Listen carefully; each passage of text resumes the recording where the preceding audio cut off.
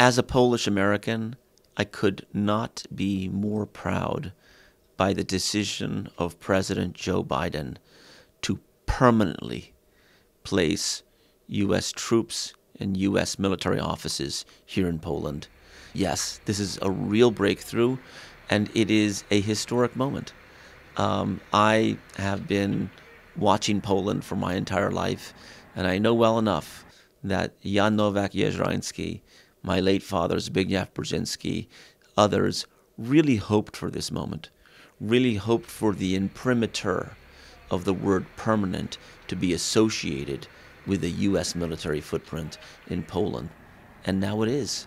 And that's because, quite frankly, both sides respect each other, both sides trust each other, and both sides will fight for each other to defend freedom, a freedom that for the first time in history we both share. Because, for centuries, either it was America fighting for Polish freedom or Poles like Tadeusz Kościuszko, Kazimierz Pulaski fighting for American freedom.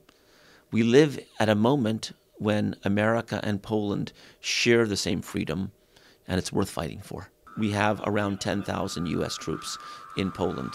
And I always like to say when I meet with the media, Polska jest bezpieczna I Polska jest zabezpieczona. Poland is safe and Poland is secure.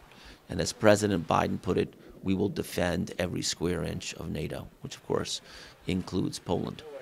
In terms of what we're doing to support the Ukrainian people, well, tactically, there is a dynamic quality to it because we have evolved as the Russian attacks, unprovoked attacks on Ukraine have changed.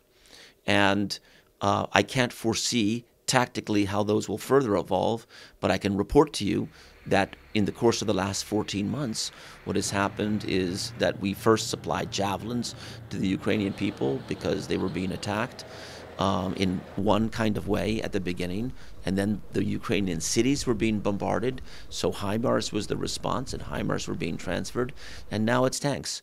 And so hopefully the war will stop soon, but we are with the Ukrainian people in terms of their ability and their right to defend themselves and to defend their lives. We absolutely do want there to be exercises and shared planning and shared preparation between countries in this part of the world. This crisis in Ukraine is not just the Ukrainians, and it's not just Poland's, and it's not just the United States'.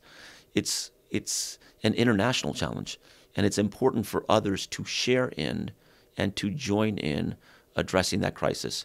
That's the most important thing that we can do right now. I, for one, believe that the finest hour of President Biden in terms of his administration has been this crisis here in Central Europe. And I think, without question, going down in history as a remarkable global leader will be Joe Biden because of the way he has handled this crisis.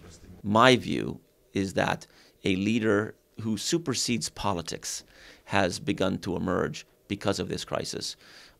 President Biden was brave and gutsy to go to Kiev. He didn't have to do it. No one told him to do it, that's for sure. He did it because he wanted to, and he wanted to do it for some time. And he flew all night and then got on a train and took a train all night to get to Kiev in a country where there is no U.S. military installation. And he put his feet on the ground and then, as part of the package, came to Warsaw and told his story to the world.